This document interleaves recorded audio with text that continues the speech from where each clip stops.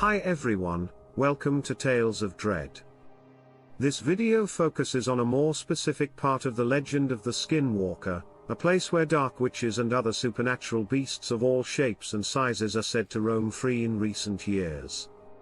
On this ranch in the middle of nowhere in Utah, many movies and documentaries have been made. This is the strange but real story of how the Skinwalker Ranch came to be. Before I get into the meat and potatoes of the spine-tingling mystery, let's get to know the basics of the ranch and the role skinwalkers play in Navajo culture.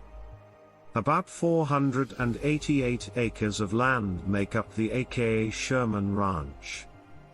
It's safe to say that scary things could happen. The ranch is southeast of the Utah town of Ballard. Ballard is known for his stories about UFOs and other strange things.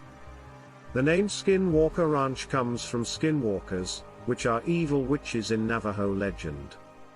Nearly 18 million acres, or about 27,413 miles, make up the Navajo Nation. The Navajo Nation is in the southwest of the United States. It is in a place called the Four Corners. The Navajo have kept the most land of any Native American tribe, which, if you ask me, is sad in the first place, since they live in Arizona, Utah, and New Mexico. The Navajo lived on the land and respected it just like other cultures did. The Navajo did have both good and bad figures. It's important to know what medicine men and skinwalkers do and what they mean. Medicine men were first and foremost healers and protectors of the spirit world. They also knew about herbs and other things that could help with physical problems.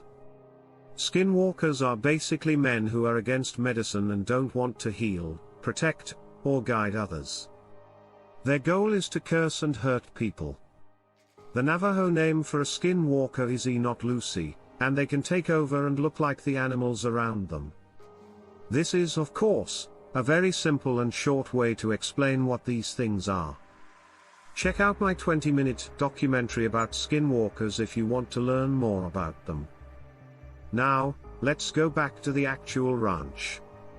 It's hard to say when the Skinwalker Ranch story started, but based on what I've read from journalists, books, and online research, the most widely known claim seems to have been made in 1996. I'm aware that there are historical reports from the area that show people lived there before the 1990s reports. But the ranch itself didn't seem to get much attention until now. I did find a timeline that shows a UFO was seen in 1974, but it was 10 miles away from the ranch. Local Salt Lake City newspapers, the Desert News and the Las Vegas Mercury, had both started to publish a series of articles written by George Knapp. According to these stories, the Sherman family went through some really scary things that you could only see in the movies. All of this started right after they bought the ranch. No one knows why. Sometime in 1987, the ranch was left empty. Before the Sherman family bought the property in 1994, it had been empty for at least 7 years. Terry and Gwen Sherman, along with their 2 children, thought they had found their dream home, a large piece of land, a comfortable house, and peace and quiet. What could you want more of? Terry raised cattle and hoped that almost 500 acres of land would give his animals a lot of room to graze. Roam, and this could even be the break. He had to raise the status of his livestock business. Now, Terry had bought the ranch for a very good price, much less than the land was worth. He was happy and surprised that no one else had taken up the bond move again offer. Strange things stood out right away to the Sherman family. They said it was crazy how many deadbolts were used to protect the house. We're not talking about 1 or 2 deadbolts on each door. We're talking about 34 or even 5 deadbolts on one door. This was also true for a lot of the windows. This was also true of the doors inside the house. They had found heavy metal chains attached to the walls, which were probably used to keep the Sherman family's big dogs from running away. At first, I thought the previous owners were just too worried about keeping their homes safe. Well, they would soon find out that you can never be too safe on the Skinwalker Ranch. I've found stories and reports of UFOs in the area before 1996, including on the ranch itself. In 1974, Frank Salisbury and Joseph Hicks wrote the book The Utah UFO Display, which was a scientist's report. This book tells about nearly 100 supposed events that happened in the area of Oneida County where the Skinwalker Ranch is. Just so happens that these experiences include detailed stories of cattle disappearing into thin air or being found mutilated beyond recognition. UFOs, orbs, and creatures with blood-red, piercing eyes have also been seen many times. Even though they were shot, these animals didn't seem to be hurt or scared. The mutilated cattle have been a part of the area's legends and history for many years. Colonel John B. Alexander, who had retired from the U.S. Army, had done scientific tests on the ranch, which had mixed results. Back to the Sherman family, they said that when they signed the agreements, there were a lot of strange things in them. One interesting thing was that the Sherman family couldn't dig on the land without permission from the previous owners. I find this to be very strange, and it makes me think more about the number of dead bodies that might be buried there than about ghosts and other scary things. But I'm getting off track. Even though everything seemed strange, the family went through with the purchase. Anyway, Terry Sherman says things got weird. On the first day the family moved in, as they were unpacking, they saw a figure in their southern pasture, not too far away. They could tell it was a wolf as they got closer. It was moving quickly and in a strange S shape. This made the family very worried. Maybe not just because there were wolves in the area, but this wolf's size was impressive, according to Terry Sherman. Terry is sure that it was about 3 times as big as a regular wolf. The wolf at first seemed friendly and not dangerous to the family. It moved slowly and calmly toward them. All of the animals looked scared, except for one curious calf, whose head was sticking out between the metal bars of the fence for what seemed like a split second. The wolf ran quickly toward the calf and viciously attacked it by slamming its big jaws down on the cat's head.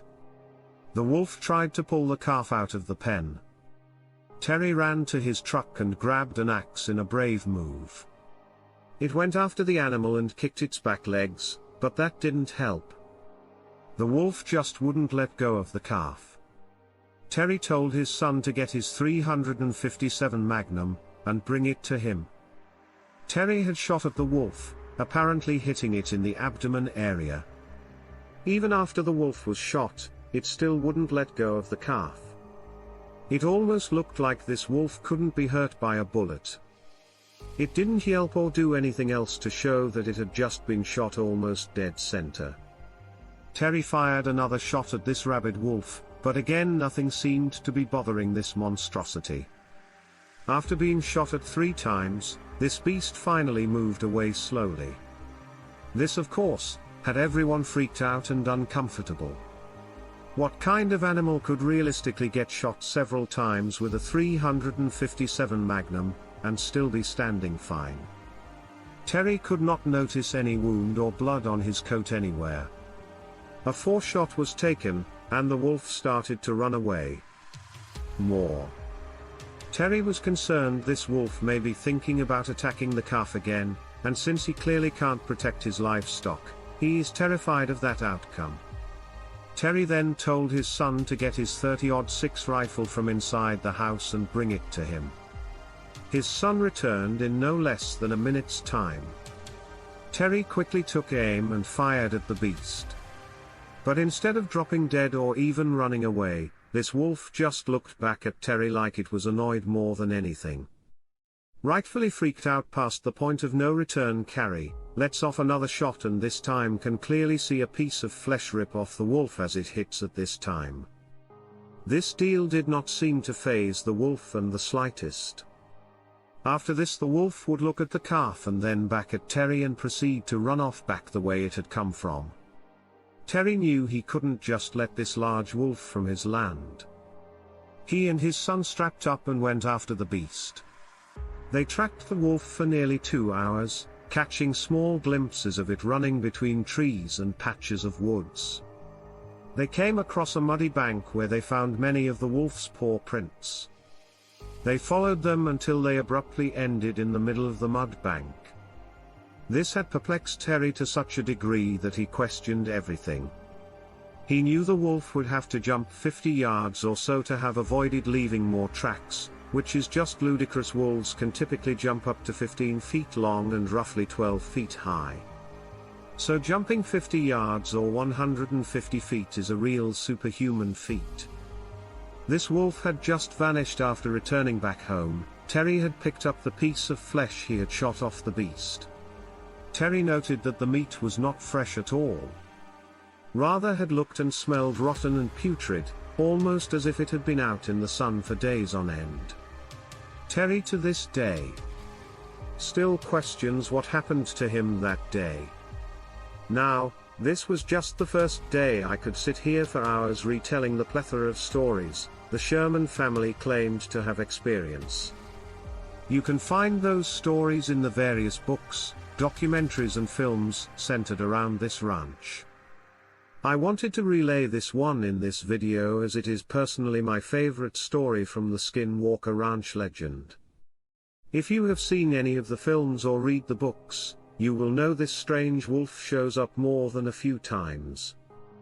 I also wanted to share a few shorter stories that really stuck out to me aside from little experiences such as unpacking groceries and leaving the room to come back to find them all back out again and things from the family just up and vanishing. Gwen Sherman reported some seriously creepy stuff happening. She initially brushed it off as her going insane. These small events were leading Gwen to worry about the state of her memory. Gwen and other members of the family claimed to have seen tall, dark entities peering in from the windows at night. Eventually even entering the home and watching them at the end of their beds.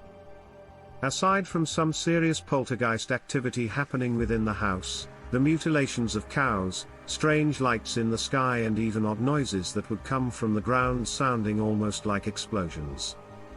These events only continue to get worse and worse around the property. The noises from the ground interests me a lot simply because neighbors claim to have heard them as well, adding just a bit more validity to the claim in my opinion. To make things even worse, the Shermans had been seeing strange creatures all over their land. These creatures would range from Bigfoot to almost ungodly looking, apparently nightmarish werewolf hyena-like creatures would ravage their livestock and vanish into thin air, seemingly. I could go on and on about these happenings. It seems to honestly never end. I have found a very interesting and captivating video series on a majority of these smaller events compiled by a channel named Bedtime Stories. I would highly recommend checking out their coverage of the Skinwalker Ranch events. Eventually, in 1996, the property was sold to NIDS, the National Institute for Discovery Science, after the Sherman family could no longer stand the terrifying events and the financial ruin they were in from. NIDS is a rather interesting group that focuses on the fringe sciences of the world, a group of highly respected and educated scientists who approached the world of the supernatural with a skeptic mind but are open to what results may reveal. Let's get into some of the more boring details here. These details may be boring to those looking for a supernatural thriller, but there was actually a whole new mystery behind two recently purchased the land and what they were using the land for. Robert Bigelow, the business guru behind the Budget Inn, motel chain Bigelow, Aerospace and NIDS bought the ranch for just $200,000. Bigelow claims he was convinced to buy the ranch after hearing the stories of mutilation, strange lights and weird markings in the earth told to him by the previous owner, Terry Sherman. Bigelow allowed several studies to be carried out on the property, treating the ranch as an open laboratory of sorts. Initially, Bigelow stated he thought secret military machinery was responsible for the torment of the Shermans. Ultimately though, it seemed to only fuel the legend more than providing any real answers. There seems to be a lack of information on what he had been doing and what studies have been going on there for the past 20 years. In 2016, Bigelow sold the ranch for a whopping $4.5 million Titanium Holdings. That is one serious return on his original $200,000 investment. The biggest question I have though is what was happening for the past 20 years. What research was being done, if any? This is where the state of the Skinwalker Ranch truly becomes odd. Not to say a property known for strange and supernatural events isn't odd in itself, but once Adamantium Holdings came into ownership, so did a shadow of secrecy. As far as I can tell, this holding company is a shell corporation and their origins are rather unknown. A shell corporation. For those who are unaware, are corporations that technically only exist on paper. They have no real employees or office space but have a bank account or passive investments like intellectual property rights or IP rights, essentially intellectual property rights to your favorite show or character. These passive investments make them money, thus technically making them a business. When this holding company purchased the property, they closed off all entrances with gates and signs. This is where things seemingly explode on the ranch. According to Robert Bigelow, he only agreed to sell the property as long as the research continued. Shortly after, it seemed the activity increased tenfold. Images of alleged UFOs have been taken over the homestead and sightings of lights and creatures have stayed steady. The mystery of exactly who spent $4.5 million on the ranch still remains though. That is until recently, sometime in 2017, the trademark for Skinwalker Ranch was filed for and was obtained in 2018 after a long-standing mystery. Brandon Feudal came out as the owner of the ranch. Brandon is a real estate tycoon and seems to be using this as publicity. The question still remains. Why is the ranch suddenly so secured? What are they doing out there? Does revealing the owner really change any of the decades-old mysteries said to come from the ranch in my mind? No, not really. While knowing who owns the land is helpful for contact reasons, it really doesn't change the long history of unpleasant experiences on the land. In a recent documentary about the ranch hunt for the Skinwalker, the new owner says that he thinks people who don't believe there is something supernatural happening on the ranch are delusional. This gives me some hope that even though the ranch is highly secured these days, that research may still be going on inside those gates. Research into what, you might ask? I haven't the slightest idea for a place so well known for the insane activity that would make the bravest explorers shite themselves. It seems the reports of skinwalkers are less common than you would expect. Many of the creature sightings have been attributed to skinwalkers though, as the surrounding natives would claim what truly resides on the Skinwalker Ranch. What makes this location such a perfect breeding ground for the supernatural, we may never really know, but for now we can continue to create theories that will keep us up at night. Thanks for watching this video. If you enjoyed this in-depth documentary overviewing the Skinwalker Ranch, be sure to hit that like button as it helps me out a ton. If you're into the swamp, why not join us? Hit the subscribe button and turn on notifications to never miss a new video, as I upload them almost every single day and all things natural and supernatural. What do you guys think is happening out there on Skinwalker Ranch? Do you think this is the work of skinwalkers, or do you think this is some sort of gate to hell or all things supernatural? To me, it seems like it's almost like a porthole of sorts to all things paranormal, if that makes sense. It seems that not only are UFO sightings happening, cryptid sightings, paranormal sightings and other things, it really seems like this area just harbors some real negative and nasty energy out there. I really want to know what is mutilating these cows, and I would really love to know what the noise from the ground is. If you guys have a story or a mystery you would like me to cover in the future, be sure to let me know down in the comments or send them in that swampdweller.net or the email you can find in the description down below. I couldn't do this without you guys. I'll see you guys soon with another creepy video.